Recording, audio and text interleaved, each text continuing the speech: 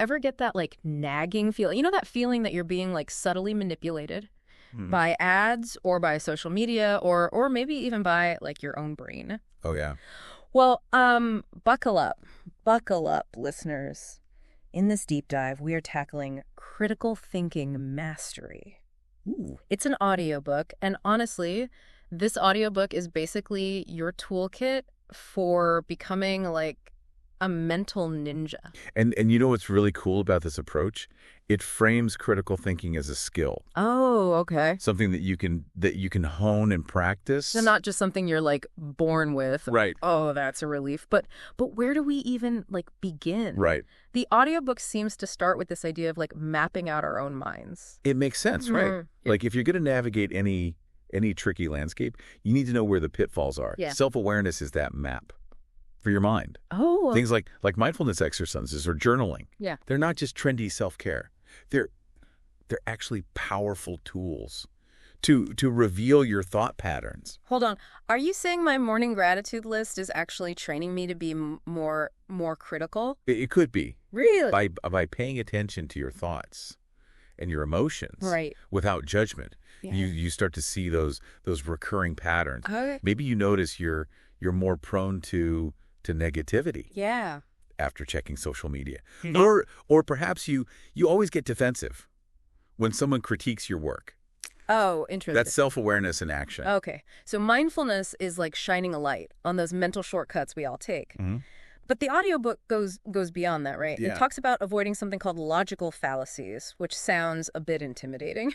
Don't worry. Okay. They're less scary than they sound. Okay. Think of them as common traps that people fall into when they're arguing or trying to persuade you.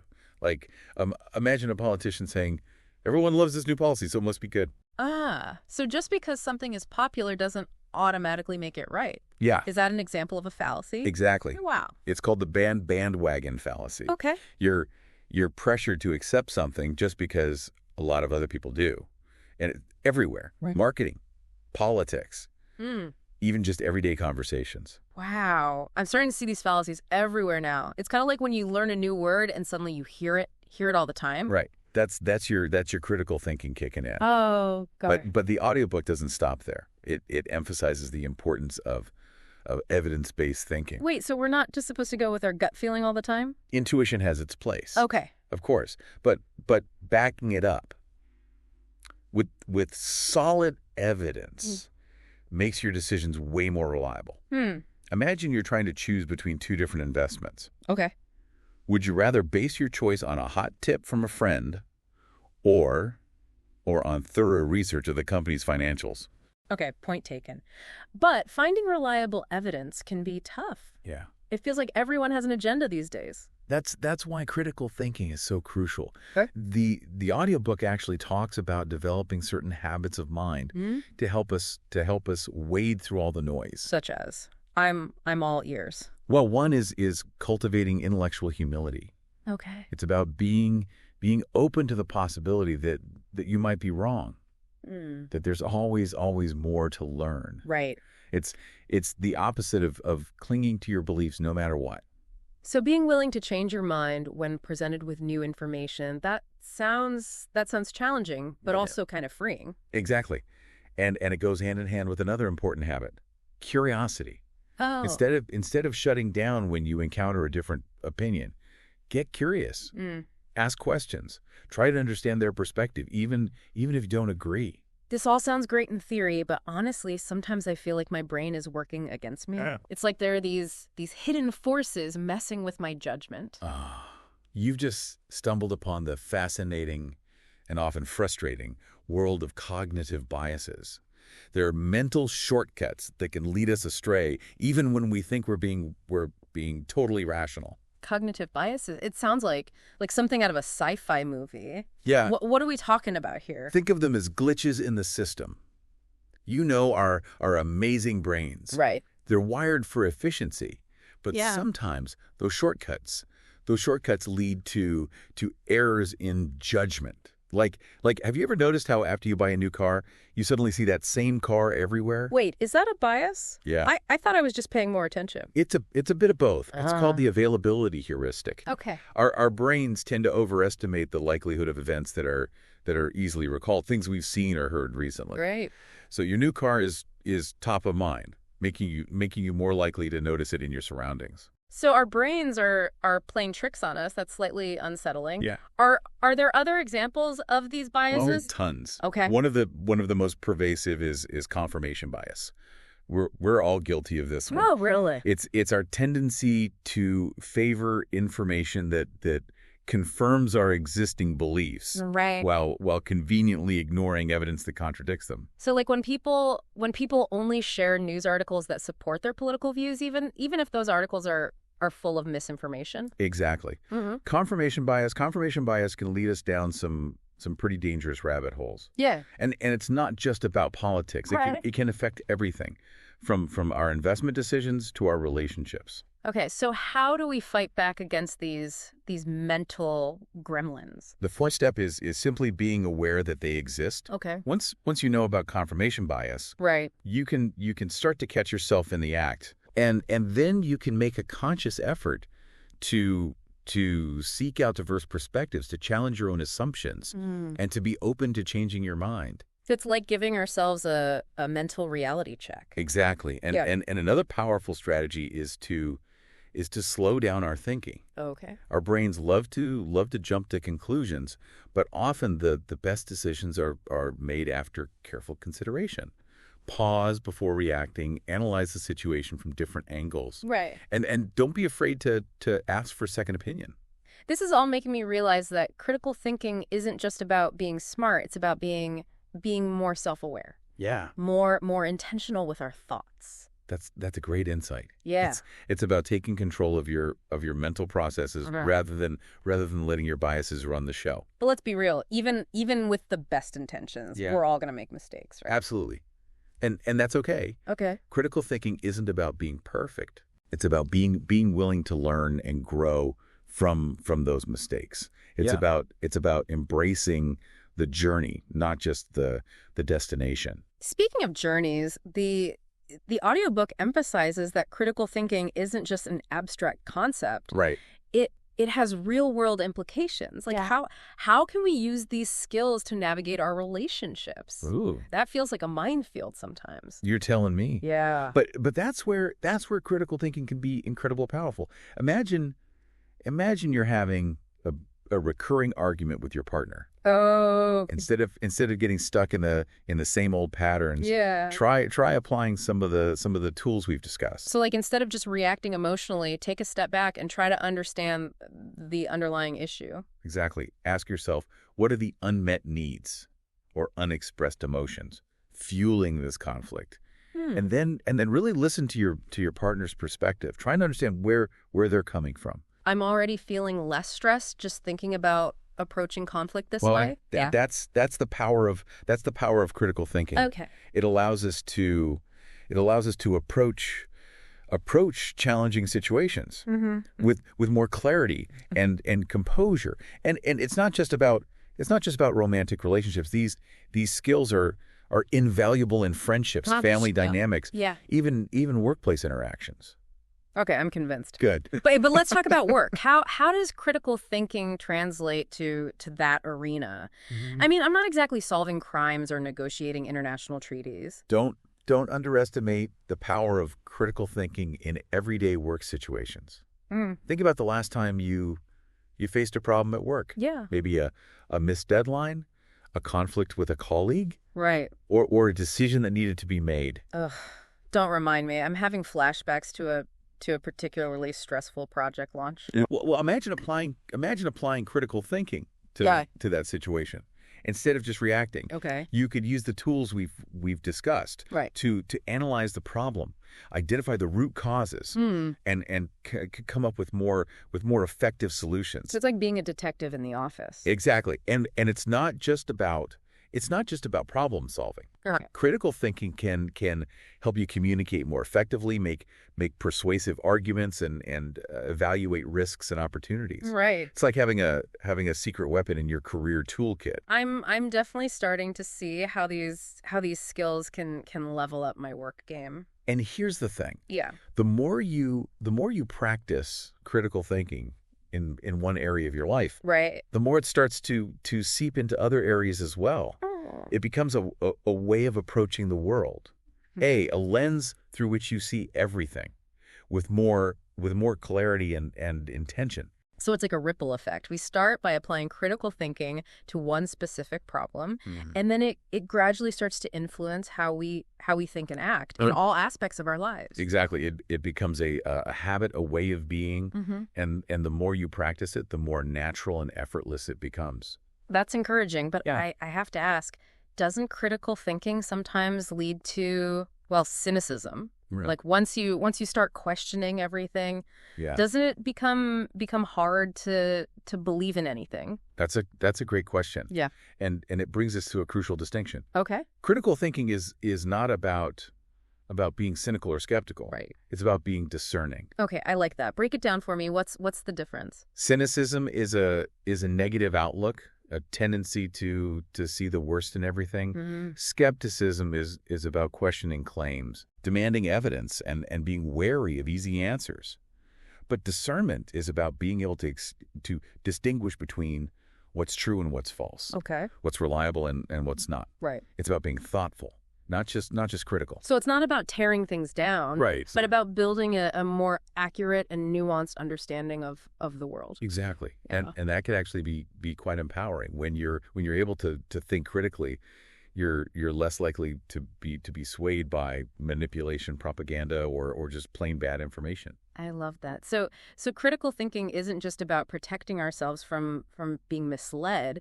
It's also about opening ourselves up to new possibilities, new perspectives. Absolutely. It's Yeah. about cultivating a curious and open mind, a willingness to learn and grow. But isn't it exhausting to constantly be questioning everything? It can be at first, Yeah. but as you develop your critical thinking skills, it becomes less about effort and more about a shift in perspective. It's Yeah. like putting on a new pair of glasses.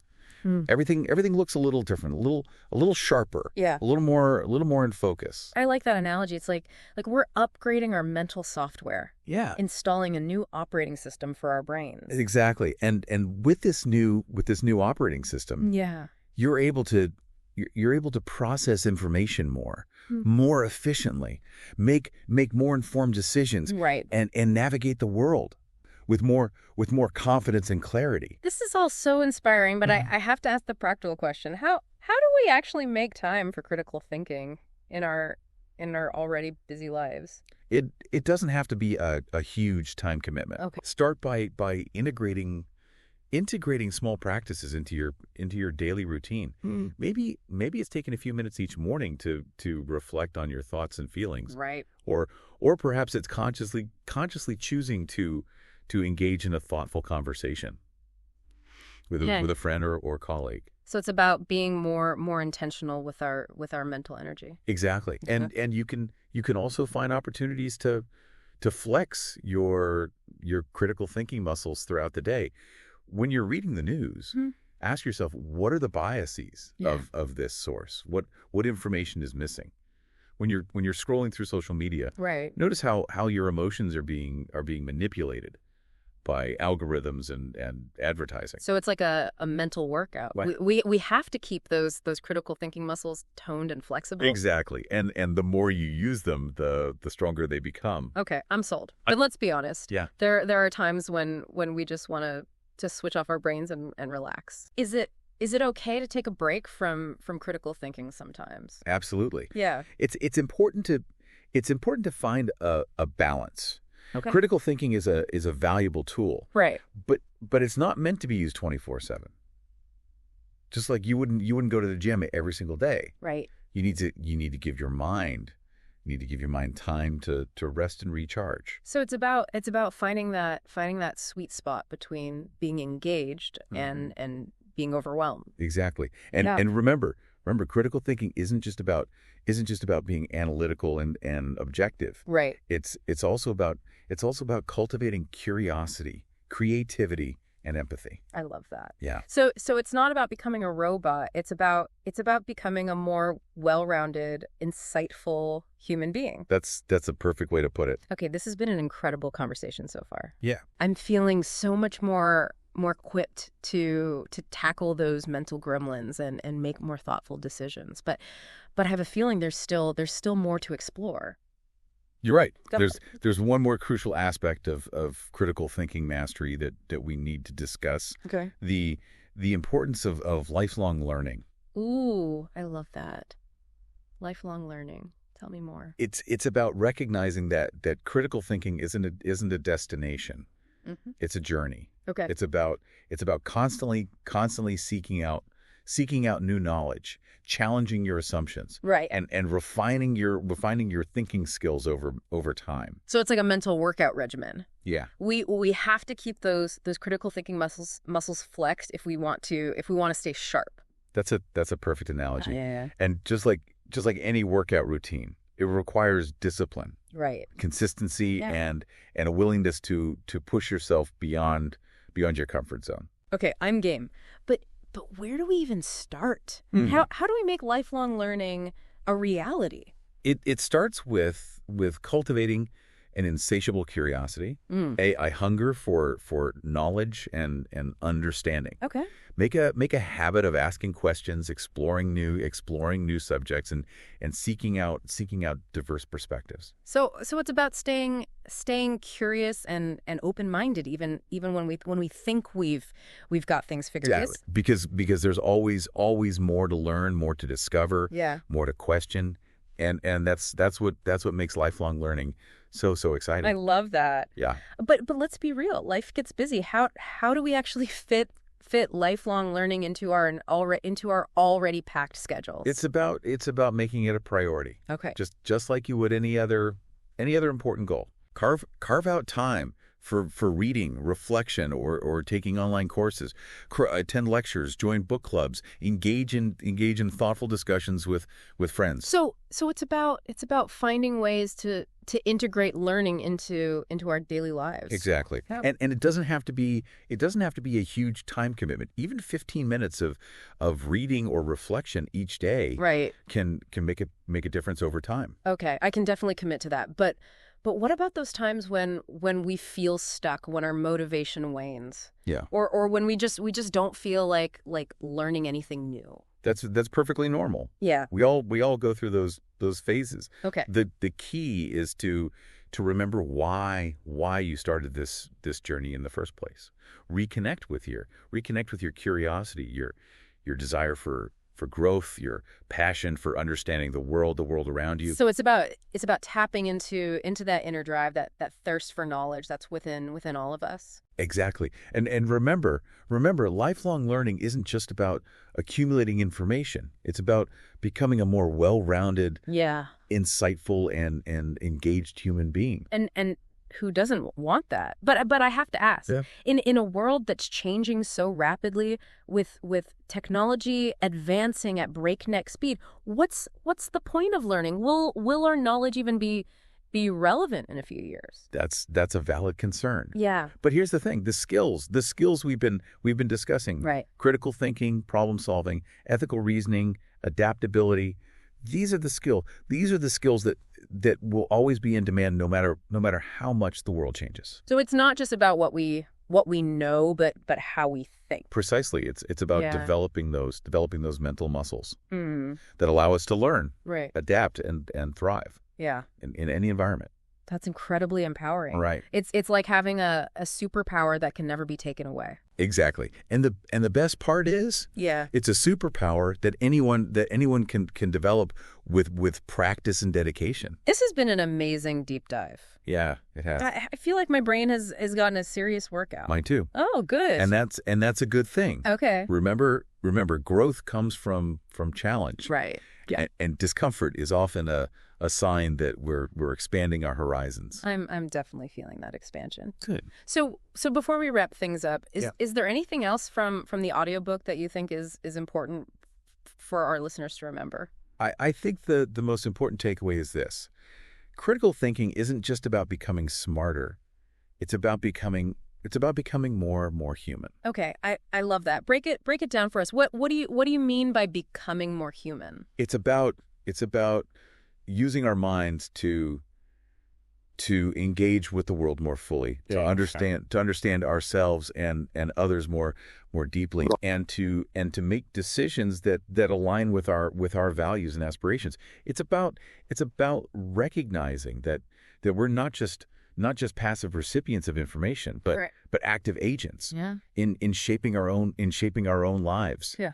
And the world around us. Beautifully said. I couldn't agree more. So much of what we've discussed today has been about becoming more aware of our own thought patterns, of the ways information can be manipulated, of the ethical implications of our decisions. It's like we've been peeling back the layers of how we think and interact with the world, revealing all these hidden complexities. And I have to say it's both fascinating and a little daunting, but ultimately it feels empowering. Like now that we've seen these patterns, we can start to make more conscious choices. Exactly. That's the real magic of critical thinking. It gives you agency. Mm-hmm. You're not just reacting to the world around you. You're actively shaping it. But I think for a lot of people, the biggest hurdle is simply getting started. Right. What's one small step our listener could take today to put these ideas into practice? I'd say choose one area of your life where you feel like you could use a boost of critical thinking. Maybe it's your relationship with social media, or how you approach problem solving at work, or even just the way you process information when making a big decision. Okay, so pick a specific area, and then what? Then think about one of the techniques we've discussed today. Right. Maybe it's slowing down your thinking. Okay. Or actively seeking out diverse perspectives. All right. Or challenging your own assumptions. Commit to trying out that technique in that specific area. For a week. Just to see what happens. I love that. It's a small, manageable step. Yeah. But it could have a huge impact. Kind of like how a tiny seed can grow into a mighty tree. Exactly. And the more you practice, the more natural it will become. Right. To approach situations with a critical yet open mind. And remember, critical thinking isn't about becoming a cynic or a know-it-all. It's about embracing curiosity, humility, and a genuine desire to understand. It's about becoming a more thoughtful, discerning, and engaged participant in the world around you. Well said. So to all our listeners who are ready to embark on this journey of critical thinking mastery, remember to be patient with yourselves. Right. Stay curious and never stop asking questions. Because the world needs your critical thinking superpower. Yes. Now more than ever. And on that note, we'll wrap up this deep dive. Until next time, keep those brains buzzing.